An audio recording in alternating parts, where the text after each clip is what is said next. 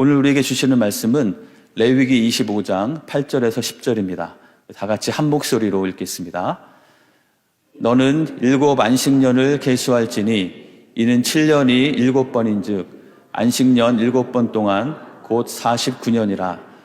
7째 달 열흘날은 숙제일이니 너는 뿔납할 소리를 내되 전국에서 뿔납할을 크게 불지며 너희는 50년째를 해를 거룩하게 하여 그 땅에 있는 모든 주민을 위하여 자유를 공포하라. 이 해는 너희에게 희년이니 너희는 각각 자기의 소유지로 돌아가며 각각 자기의 가족에게로 돌아갈지며. 아멘.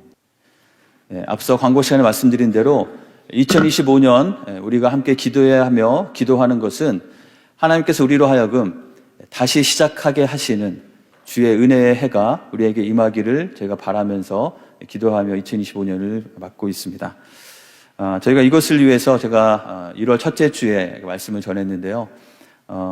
그 방송에 뭔가 문제가 있어서 지난 1월 첫째 주 예배 영상을 보시면 제가 이렇게 입만 뻥긋뻥긋하고 소리가 안 나오는 그런 상황입니다. 그래서 하지만 저희가 이 메시지가 우리 모두에게 중요하다고 생각을 해서 제가 다시 녹음을 해서 우리 교회 유튜브 채널에 올려놨습니다. 다시 우리 교회 유튜브 채널에 가셔서 지난 첫째 주 말씀, 다른 말씀도 들으시겠지만 특별히 다시 한번 들으시면서 우리에게 하나님께서 하실 일이 무엇인지, 주의 은혜의 해는 무슨 의미인지 다시 한번 기억하시고 들으시면 좋겠습니다. 저희가 그때 나눴던 말씀 중에 간단히 요약을 하면 희년이라는 것은 몇 년마다 오는 것이죠? 매 50년마다 돌아오는 것입니다. 우리 교회가 올해 50주년을 맞기 때문에 더 의미가 있는 것 같습니다.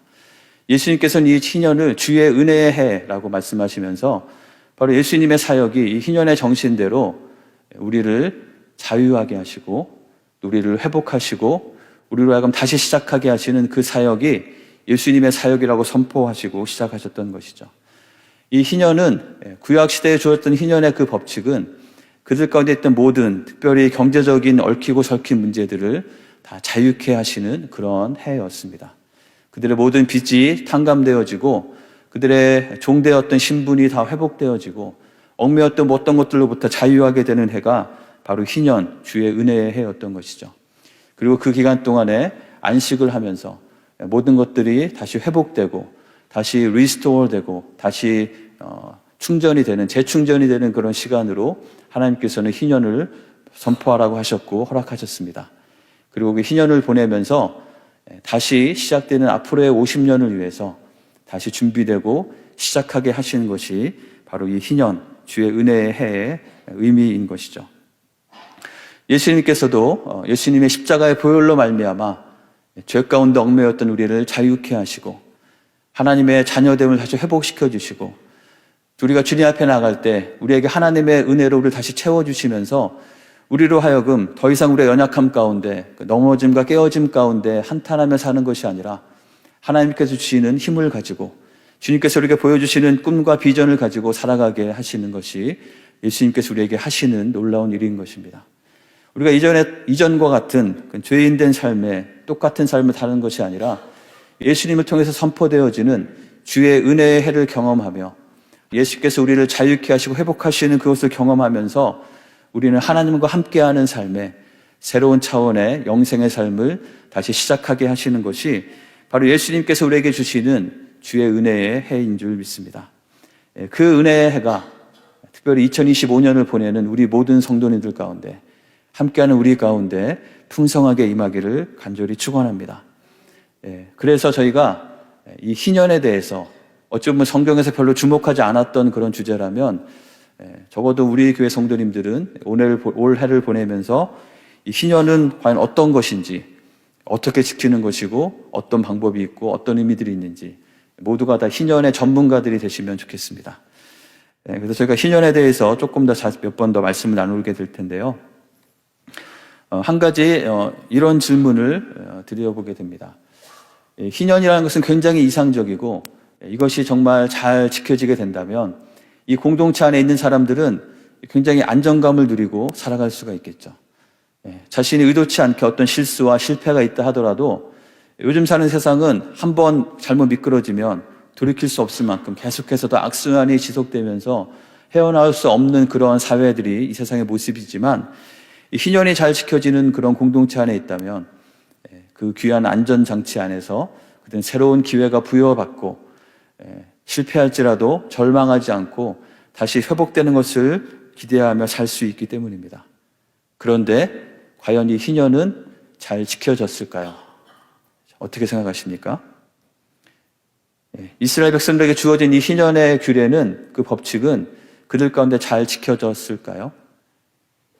성경에 보면 희년을 지키는 것에 대한 구체적인 언급이 나오는 곳은 없습니다. 그렇기 때문에 어떤 신학자들은 희년은 주어지긴 했지만 한 번도 제대로 지켜진 적이 없다라고 주장하는 그런 학자도 있고, 또 그렇지만 성경에 보면 희년이라는 말과 그것이 구체적으로 명시적으로 지켜지는 것은 없지만, 이 희년의 정신을 따라서 그 정신을 회복하고 돌이키려는 노력들이 곳곳에 또 등장하게 됩니다. 그래서 그런 것을 보면서 희년은 계속해서 이어져 오고 있었다라고 말하는 사람도 있죠. 어쨌든 중요한 것은 이 희년은 굉장히 이상적이고 좋은 것임을 다 알지만 잘 지키기 어렵다는 것이죠. 이 희년을 지키기 어렵게 되는 이 희년의 가장 큰 장애물은 무엇이었을까요?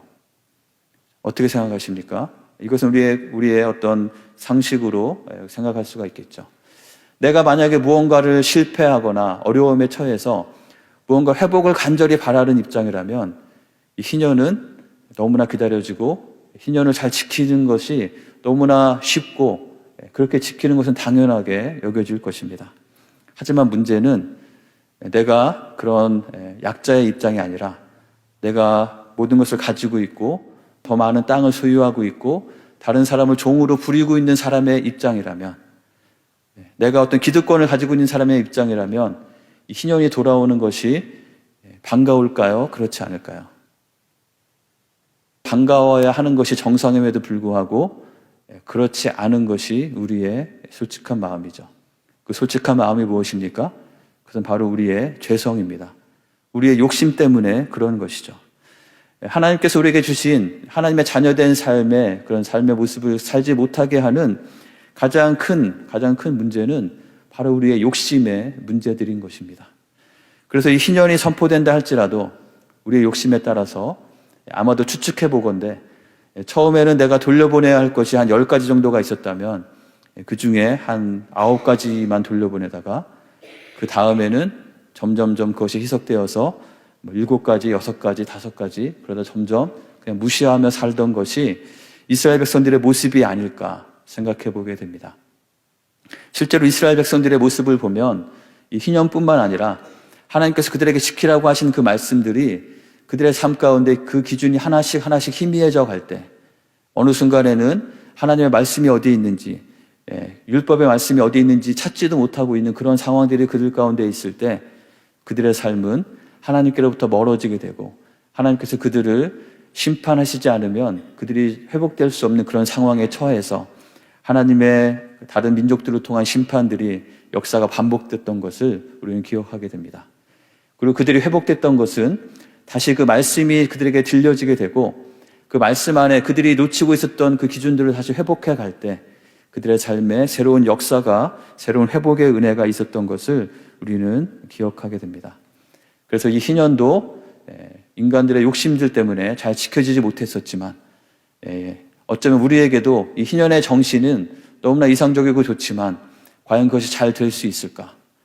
모든 것을 용서하고 서로 회복하고 다시 시작하게 하는 그것이 내가 알지만 잘 지켜지지 않는 그 문제를 우리도 동일하게 직면하고 있다고 생각이 됩니다. 그렇다면 우리는 어떻게 그 문제를 극복하고 하나님께서 우리에게 주시는 이 희년의 놀라운 은혜를, 주의 은혜의 해를 우리 모두가 함께 경험할 수 있을까요? 하나님께서는 어찌 보면 이 백성들의, 사람들의 그런 욕심과 그런 문제점을 아셨기 때문에 이 희년의 법칙을 주시면서 계속해서 강조하시는 말씀이 한 가지가 있습니다. 우리 레위기 25장에 이 희년과 또 관련된 여러 규례들이, 구체적인 규례들이 나오는데요. 여기 보면은 곳곳에 하나님께서 모세를 통해서 강조해 주시는 그런 중요한 표현이 있습니다. 그 표현이 무엇일까요? 25장 17절, 36절, 43절에 반복되는 표현입니다. 그것은 바로 하나님을 경외하라라는 말씀인 것이죠. 자신의 약자가 된 사람도 자신의 이웃을 속이면서 희년의 제도를 악용해서 이웃을 속이려고 하지 말라. 너는 하나님을 경외함으로 내가 할 책임을 다 최선을 다해서 하려고 하라. 그리고 또한 다른 사람에게 돈을 꾸어주거나 다른 사람을 종으로 사는 사람도 돈을 꾸어줄 때도 이자를 받아서 이익을 챙기려는 그런 동기로 하지 말고 내 형제를 사랑함으로 하는데 그것은 하나님을 경외함으로 그렇게 하라라고 말씀합니다. 그리고 종으로 다른 사람을 부릴 때도 함부로 대하지 말라고 하면서 역시 하나님을 경외함으로 그렇게 하라고 말씀하고 있는 것이죠. 하나님을 경외할 때, 하나님의 경외함이 있을 때 우리는 하나님의 말씀대로 그 뜻대로 순종할 수 있는 것입니다. 특별히 이 희년의 법칙을 주시면서 말씀하신 하나님을 경외하라는 말씀의 뜻은 크게 두 가지 의미가 있는 것 같습니다. 첫 번째는 하나님을 하나님으로 인정하라라는 뜻이죠. 바로 하나님께서 주시는 말씀이다.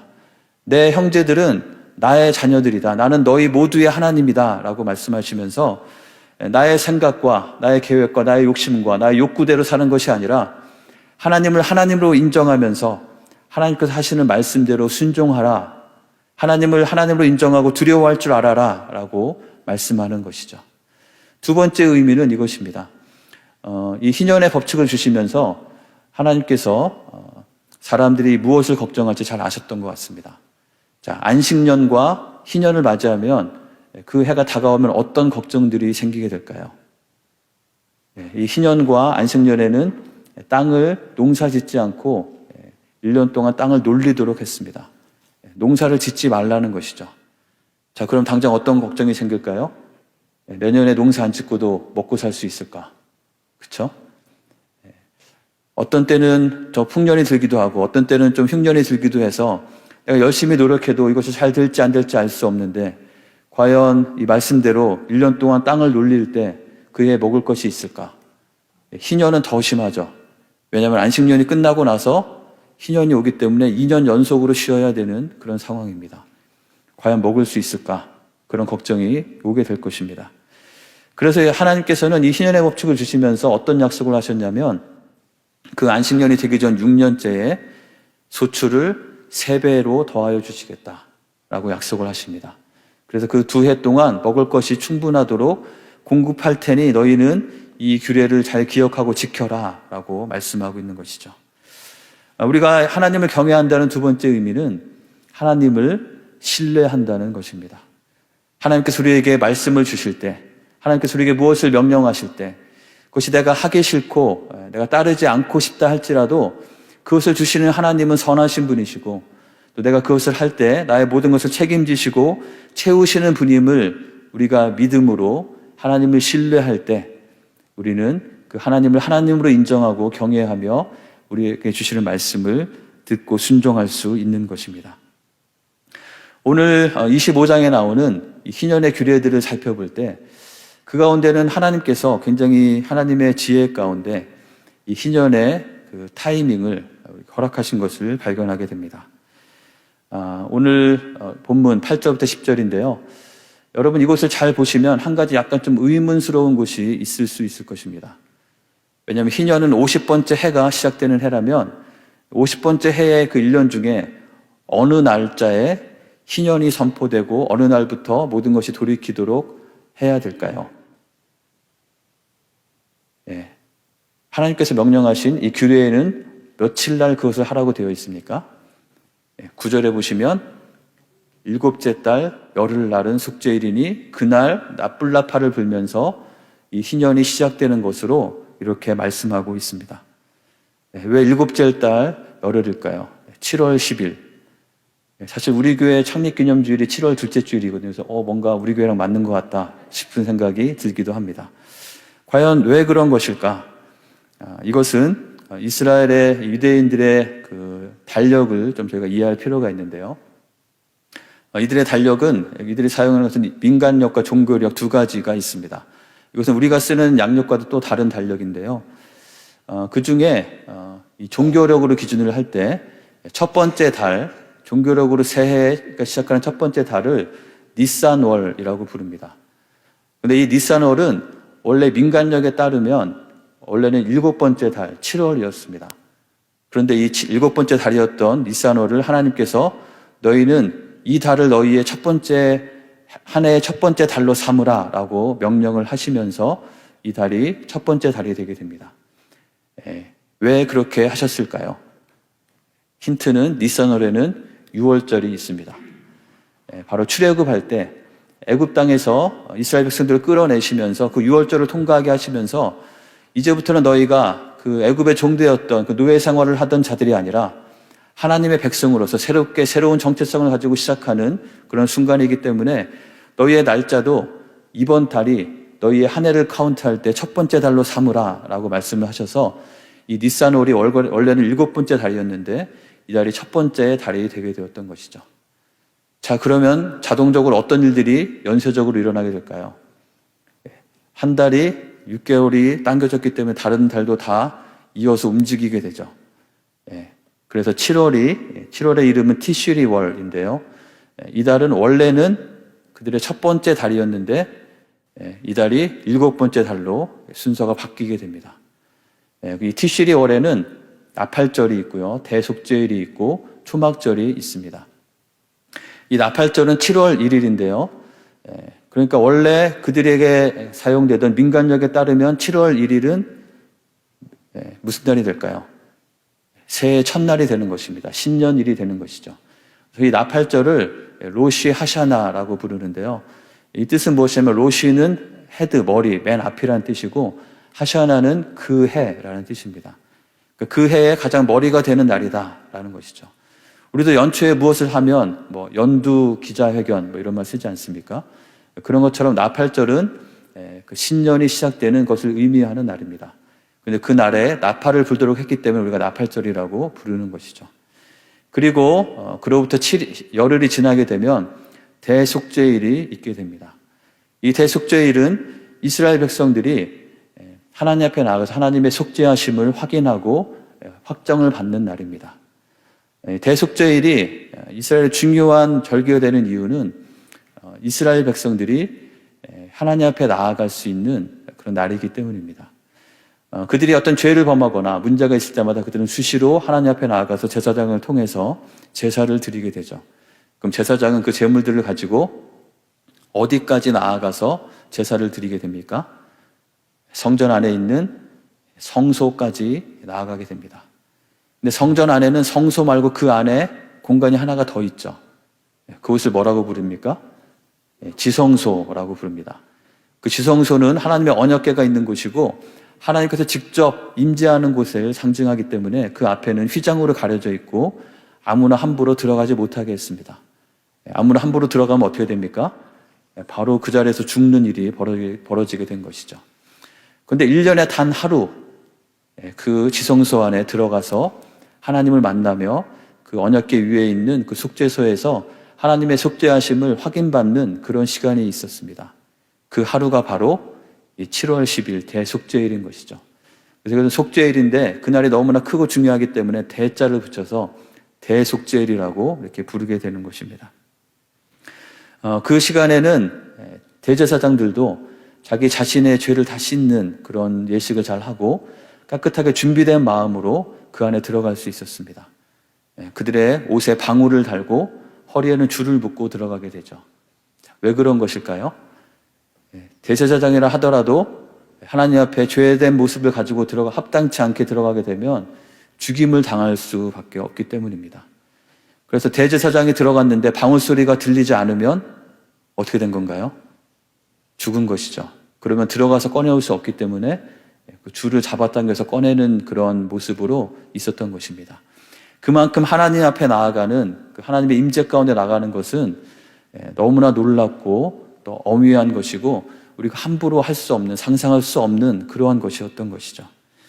그런데 그 날이 바로 대속죄일이고 그런 의미로 우리에게 주어진 날입니다. 그래서 이스라엘 백성들은 7월 1일부터 10일까지는 이 열흘간이 회개의 날로 선포하면서 나팔이 불려지게 되면 이 날이 시작되었음을 기억하며 하나님 앞에 대속죄의를 맡기 위한 그런 준비를 하는 그런 시간들이 그들이 보내는 날입니다.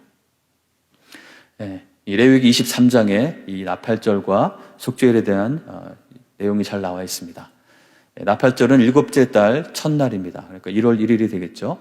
이날은 중요한 것이 나팔을 불면서 기념을 하고 하나님 앞에 안식일로 지키면서 제물을 드리고 그렇게 나아가라고 하신 것이죠. 그리고 7월 10일 속죄일은 욤키푸르라고 하는데요. 아마 달력에도 보면 이런 것들이 표기가 되어 있을 것입니다. 지금도 유대인들은 이 날짜들을 중요한 날로 지키고 있는 것이죠. 이날은 대속죄일이기 때문에 역시 아무것도 하지 않고 하나님의 우리를 속죄하시는 그 은혜를 붙잡고 나아가는 그런 때가 되라고 하신 것입니다. 하나님께서는 이 희년을 선포하게 하시면서 이 희년의 기점이 되는 날로 이 속죄일을 선택하시고 그렇게 하라고 하신 것입니다. 왜 그렇게 하셨을까요? 말씀을 묵상해 보건대 이 하나님께서 주시는 희년이 선포되어지고 희년이 이루어지는 것은 그냥 어느 날 갑자기 희년이다라고 해서 잘 지켜지지 않을 것을, 우리의 욕심과 우리의 죄성이 그대로 순종하지 않을 것을 하나님께서는 잘 아시고 우리로 하여금 이 희년이 선포되도록 하기 위해서 잘 준비되는 그런 시간을 우리에게 주시기 위해서 그 날을 선택하신 것이 아닌가 생각해 보게 됩니다. 특별히 이 나팔 소리라는 것은 유대인들 가운데 특별한 의미로 다가오는 것입니다. 성경에서 나팔 소리가 처음 등장하는 장면이 바로 출애굽기 19장인데요. 어떤 장면이냐면 모세가 시내산으로 올라가서 하나님께 계명을 받기 위해서 올라가는 그런 장면입니다. 그곳에서 하나님을 만나기 위해서 갔을 때 출애굽기 19장 16절에 보면은 어떻게 묘사가 되어 있습니까? 우레와 번개 소리와 빽빽한 구름이 있었고, 그러니까 바깥에서 보면은 뭔가 우레와 번개 소리가 치고 구름이 가득 메워지는 것입니다. 그리고 어떤 소리가 들렸습니까? 나팔 소리가 매우 크게 들렸던 것이죠. 그래서 진중에 있는 모든 백성들이 그 소리를 들으면서 다 떨었다고 말하고 있습니다. 그리고 모세에게 말씀하실 때도 그 나팔 소리가 점점 커지면서 그 가운데 모세가 하나님께 말하고 하나님께서 대답하시는 그런 일들이 그들 가운데 있었던 것이죠. 그래서 유대인들에게는, 이스라엘 백성들에게는 나팔 소리는 바로 무엇과 연결이 되게 될까요? 하나님의 나타나심과 연결이 되는 그런 소리인 것입니다. 보다 악기로서 다양한 의미가 될 수도 있겠지만 이스라엘 백성들 가운데 울려 퍼지는 이 나팔 소리는 하나님의 나타내심을 가리키고 생각하게 하는 그런 장치였던 것이죠. 이 나팔은 어떻게 생겼냐면 이렇게 생겼습니다. 쇼파르라고 부르는데요. 양의 뿔로 만드는 나팔입니다. 아마 속이 비어있기 때문에 앞부분을 통해서 부는 그런 소리입니다. 이 나팔 소리를 한번 들어보도록 하겠습니다.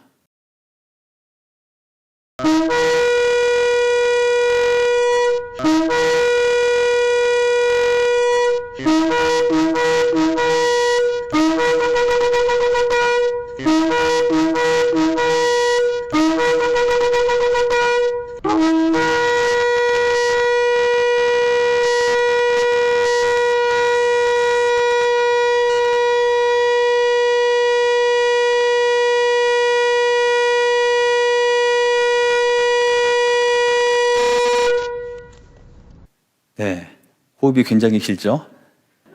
이 나팔 소리가 이스라엘 백성들 가운데 들려졌을 때 이것은 그들에게 중요한 의미가 되는 그런 소리였던 것이죠. 우리에게도 이런 나팔 소리가 잘 들려져야 될 줄 믿습니다. 이 나팔 소리가 들려지면서 단순히 소리만 듣는 것이 아니라 그것이 의미하는, 우리에게 던져주시는 그 메시지를 기억하면서 그 앞에 합당한 모습으로 나아갈 때 우리에게도 희년이 선포되어지고 그 은혜가 있게 될 줄 믿습니다. 이 나팔 소리는 방금 들으셨을 텐데요. 거기서 이렇게 잘 기억해 보시면 몇 가지 패턴들이 그곳에 있습니다. 나팔을 부는 방법들이 있는데요. 그러니까 각각의 방법에 따라서 그 소리가 의미하는 바들이 있다고 합니다. 그 중에 첫 번째는 테키아라고 부르는 그 방식인데요. 이것은 한 번에 길고 안정적으로 이렇게 후주 부는 그런 소리입니다. 방금 들었던 소리 중에서 어떤 소리인지 한번 들어보겠습니다.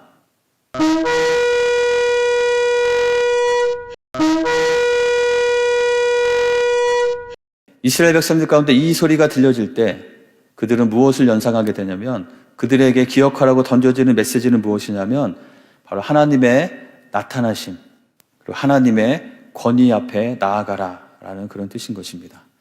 그들이 바쁘게 그냥 날짜가 어떻게 지나가는지도 모르고 있다가 어느 날 제사장을 통해서 불리우는 나팔 소리가 들릴 때, 그중에 테키아의 이런 소리가 쭉 들려올 때, 아, 하나님께서 우리를 부르시는구나, 하나님께서 나에게 말씀하시는구나, 그 앞에 나의 귀를 기울여야 되겠구나 라고 하나님 앞에 나아가는 그런 소리로 불리우는 것이죠.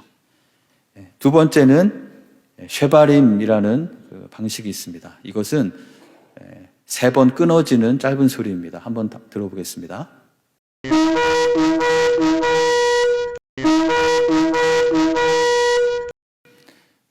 이 소리가 주는 메시지는 이것이라고 합니다. 소리가 이렇게 끊어진 것처럼 우리도 깨어져 있는 우리의 모습을 바라보라고 하는 것이죠. 우리의 연약함들을 생각하게 하고 그 깨어진 것들을 다시 회복하게 하시는 그 하나님을 갈망하면서, 또 나의 깨어짐이 무엇인지를 바라보면서 나의 잘못과 나의 허물들에 대해서 하나님 앞에 겸손하게 회개하고 회복해 주시기를 간구하는 그러한 메시지가 이 쉐바림이라는 끊어서 들리는 소리의 메시지입니다. 한 가지 더 있는데요. 이것은 트루아라는 것인데요. 최소 9번 이상 짧게 연속적으로 부는 소리입니다. 한번 들어보겠습니다.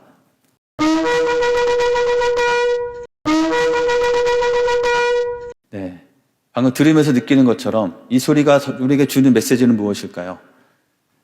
깨어라, 정신 차려라, 이런 메시지인 것이죠. 아침에 알람 소리로 이 소리를 맞추면 잠이 잘 깰 것 같습니다.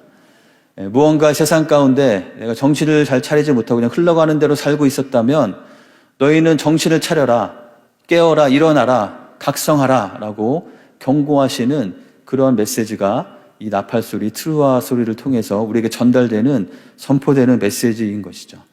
이것은 이스라엘 공동체에 어떤 위기가 있거나 어떤 전쟁이나 그런 것들을 앞두고도 이 방식으로 불었다고 합니다. 이 3가지 방식을 이 나팔절이 되면 섞어서 부르면서 최소한 30번 이상, 어떤 때는 100번 정도까지 이 소리를 불면서 나팔 소리를 들려지게 하게 되는 것이죠. 그리고 이 모든 것의 맨 마지막은 이 소리로 끝내게 됩니다.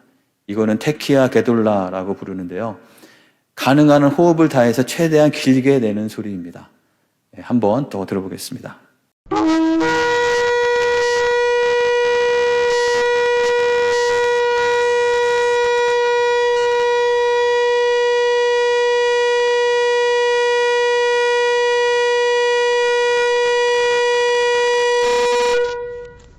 이건 한 번만 들어도 되겠죠?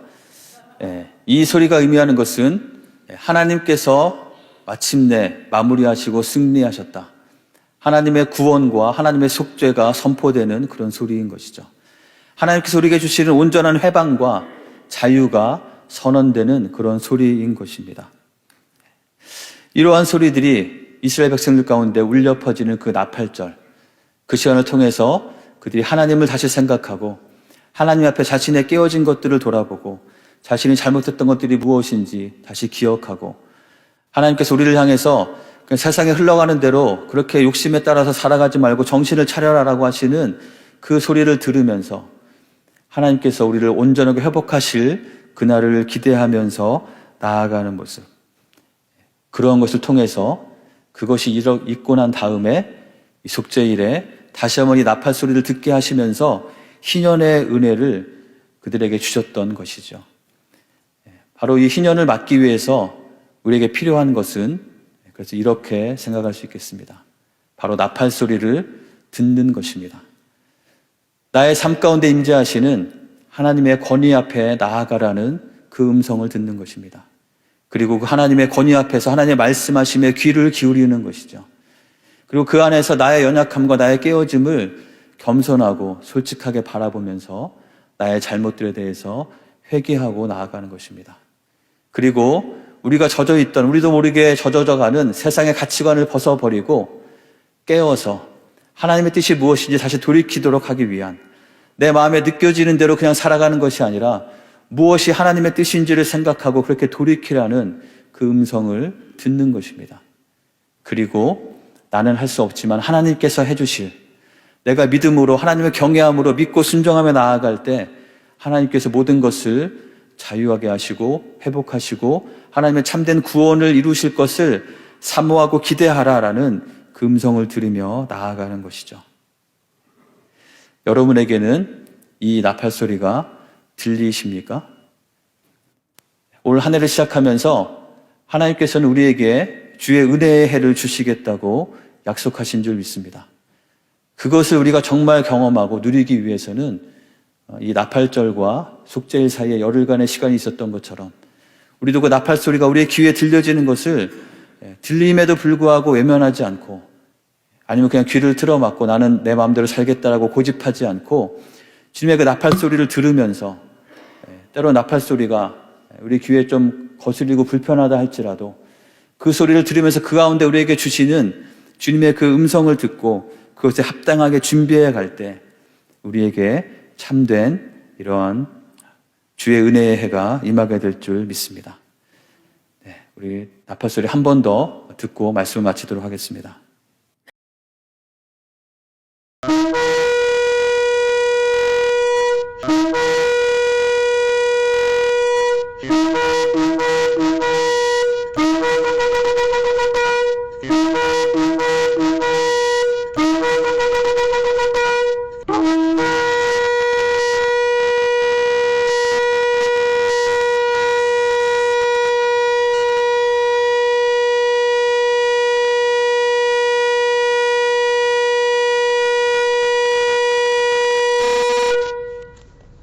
오늘 말씀을 다른 걸 잊어버리시더라도 이 나팔 소리는 여러분의 귀에 기억되시면 좋겠습니다. 우리 나팔 소리 가운데 우리에게 주시는 하나님 앞에 나와서 우리 자신을 다시 돌아보며 다시 회복하게 주시기를 간구하라는 그 음성을 듣는 여러분 되시기 바랍니다. 제가 걸려비를 오면서 다른 곳과 좀 다른 환경 중에 하나는 철길이 많고 철길 건널목이 굉장히 많다는 것입니다. 철길 건널목 앞에 기다릴 때마다 기차가 지나가면 엄청나게 큰 경적 소리를 내면서 지나가게 되죠. 저희 집은 또 철길에서 가까워서 그 소리가 굉장히 크게 들리게 됩니다. 처음에는 그 소리를 들을 때마다 너무 시끄럽다, 좀 조용히 지나갔으면 좋겠다 이런 생각을 했었는데요. 오늘 말씀을 이렇게 묵상하면서 그 소리는 나에게 들려주시는 나팔 소리구나 라고 생각하게 됐습니다. 철길 건널목을 건널 때마다, 기차 소리를 통해서 경적 소리가 들릴 때마다 하나님께서 우리에게 은혜의 해를 주시기 위해서 그것을 준비하라고, 그것을 잘 맞이하라고 우리에게 주시는 나팔 소리임을 기억하시면서 그 가운데 있는 주님의 메시지를 듣고 그렇게 잘 준비해 가시는 우리 한 분 한 분이 되시기를 간절히 원합니다. 그래서 이 시간 저희가 우리에게 들려주시는 그 나팔 소리를 들으면서 이 시간 저희가 기도할 때 하나님께서 정말 나의 삶 가운데도 이 희년의 해, 주의 은혜의 해를 주십시오라고 간구하며 기도하기 원합니다. 그것을 위해서 내가 주님 전 앞에 나아가서 하나님의 말씀에 귀를 기울이면서 나의 연약함들을 그대로 고백하고, 하지만 나의 연약함들 그대로 두지 않으시고 하나님께서 나를 다시 덮어주시고 하나님의 빛으로 비춰주시고 나의 무너졌던 것들을 다 회복시켜 주셔서 나를 통해서 하나님의 은혜의 해가 경험되어지고, 또한 그것이 나를 통해서 하나님을 예배하는 나의 삶을 통해서 나의 삶의 자리 가운데 그 은혜가 확산되어지는 그런 삶이 될 수 있도록 하나님의 도우심을 구하고 간구하며 사모하며 함께 기도하도록 하겠습니다. 함께 기도하겠습니다.